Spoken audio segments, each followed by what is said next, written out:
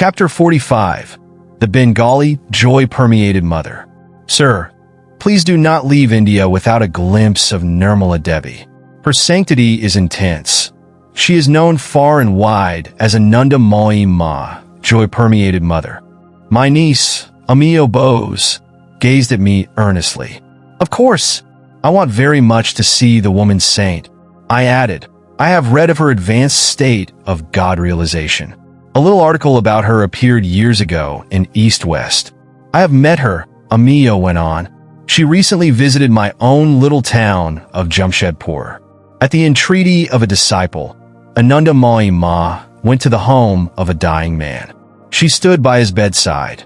As her hand touched his forehead, his death rattle ceased. The disease vanished at once. To the man's glad astonishment, he was well. A few days later, I heard that the blissful mother was staying at the home of a disciple in the Bhawanapur section of Calcutta. Mr. Wright and I set out immediately from my father's Calcutta home. As the Ford neared the Bhawanapur house, my companion and I observed an unusual street scene. Ananda Moi Ma was standing in an open-topped automobile, blessing a throng of about 100 disciples. She was evidently on the point of departure. Mr. Wright parked the Ford some distance away and accompanied me on foot toward the quiet assemblage. The woman saint glanced in our direction. She alit from her car and walked toward us. Father, you have come. With these fervent words, she put her arm around my neck and her head on my shoulder. Mr. Wright, to whom I had just remarked that I did not know the saint, was hugely enjoying this extraordinary demonstration of welcome. The eyes of the 100 cellists were also fixed with some surprise on the affectionate tableau. I had instantly seen that the saint was in a high state of samadhi, utterly oblivious to her outward garb as a woman. She knew herself as the changeless soul. From that plane, she was joyously greeting another devotee of God. She led me by the hand into her automobile. Ananda Moi Ma, I am delaying your journey. I protested. Father, I am meeting you for the first time in this life, after ages, she said. Please do not leave yet. We sat together in the rear seats of the car. The blissful mother soon entered the immobile, ecstatic state. Her beautiful eyes glanced heavenward and, half opened, became stilled, gazing into the near-far inner Elysium. The disciples chanted gently, "Victory to Mother Divine." I had found many men of God realization in India, but never before had I met such an exalted woman saint. Her gentle face was burnished with the ineffable joy that had given her the name of Blissful Mother. Long black tresses lay loosely behind her unveiled head. A red dot of sandalwood paste on her forehead symbolized the spiritual eye, ever open within her. Tiny face, tiny hands, tiny feet, a contrast to her spiritual magnitude. I put some questions to a nearby woman Chella, while Ananda Moi Ma remained entranced. The blissful mother travels widely in India. In many parts, she has hundreds of disciples, the Chella told me. Her courageous efforts have brought about many desirable social reforms. Although a Brahmin, the saint recognizes no caste distinctions. A group of us always travel with her, looking after her comforts. We have to mother her. She takes no notice of her body. If no one gave her food, she would not eat or make any inquiries. Even when meals are placed before her, she does not touch them. To prevent her disappearance from this world, we disciples feed her with our own hands. 4 days together, she often stays in the divine trance, scarcely breathing, her eyes unwinking. One of her chief disciples is her husband. Many years ago, soon after their marriage, he took the vow of silence. The Chella pointed to a broad-shouldered, fine-featured man with long hair and hoary beard. He was standing quietly in the midst of the gathering, his hands folded in a disciple's reverential attitude. Refreshed by her dip in the infinite, Ananda Moi Ma was now focusing her consciousness on the material world. Father, please tell me where you stay. Her voice was clear and melodious. At present, in Calcutta or Ranchi. But soon I shall be returning to America. America? Yes. An Indian woman saint would be sincerely appreciated there by spiritual seekers. Would you like to go? If Father can take me, I will go. This reply caused her nearby disciples to start in alarm. 20 or more of us always travel with a blissful mother, one of them told me firmly. We could not live without her. Wherever she goes, we must go. Reluctantly, I abandoned the plan, as possessing an impractical feature of spontaneous enlargement. Please come at least to Ranchi with your disciples, I set on taking leave of the saint. As a divine child yourself, you will enjoy the little ones in my school. Whenever Father takes me, I will gladly go. A short time later, the Ranchi Vidyalaya was in gala array for the saint's promised visit. The youngsters looked forward to any day of festivity. No lessons, hours of music, and a feast for the climax. Victory, Anandamoyi Ma, Ki Jai. This reiterated chant from scores of enthusiastic little throats greeted the saint's party as it entered the school gates.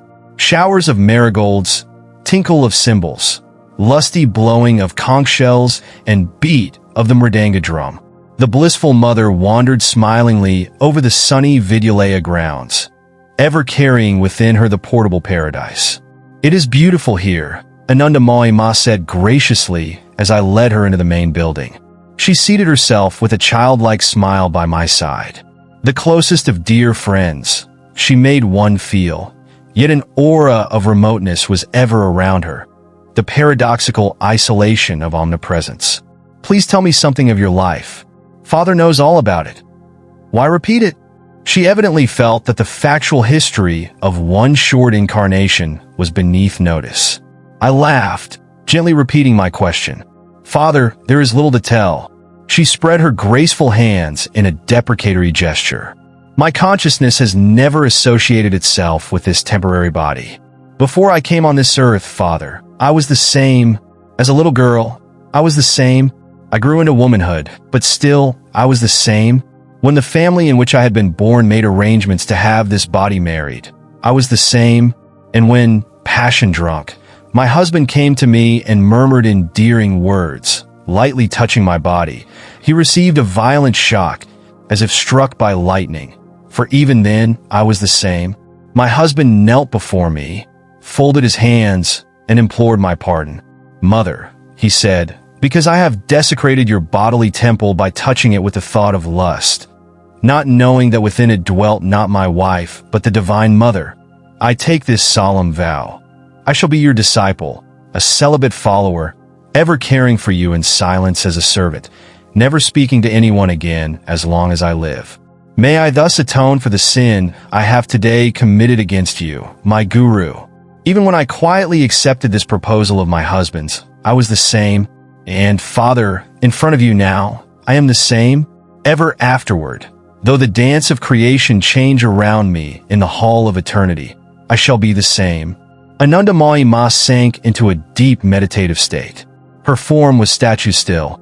She had fled to her ever-calling kingdom. The dark pools of her eyes appeared lifeless and glassy. This expression is often present when saints remove their consciousness from the physical body, which is then hardly more than a piece of soulless clay. We sat together for an hour in the ecstatic trance. She returned to this world with a gay little laugh. Please, Anandamoyi Ma, I said, come with me to the garden. Mr. Wright will take some pictures. Of course, Father. Your will is my will. Her glorious eyes retained the unchanging divine luster as she posed for many photographs. Time for the feast. Anandamoyi Ma squatted on her blanket seat, a disciple at her elbow to feed her.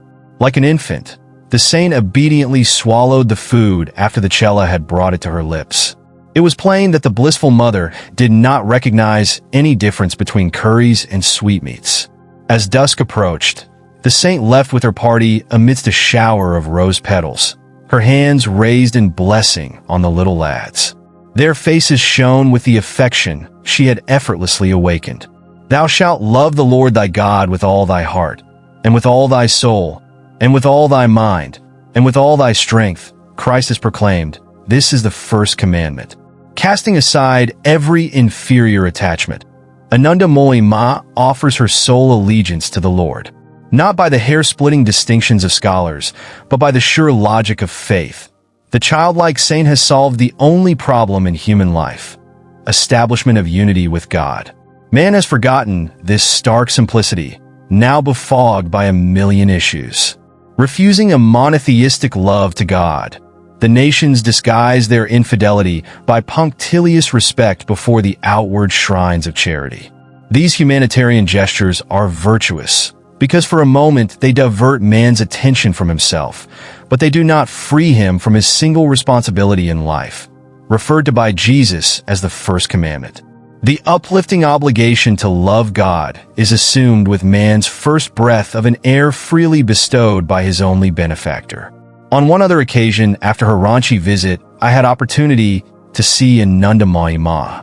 She stood among her disciples some months later on the Serampore station platform, waiting for the train. "Father, I'm going to the Himalayas," she told me. "Generous disciples have built me a hermitage in Dehradun." As she boarded the train, I marveled to see that whether amidst a crowd, on a train, feasting, or sitting in silence, her eyes never looked away from God. Within me, I still hear her voice, an echo of measureless sweetness. "Behold, now and always one with the eternal, I am ever the same." I hope you like this chapter. We need volunteers and sponsors to create content with even better quality and with more variety.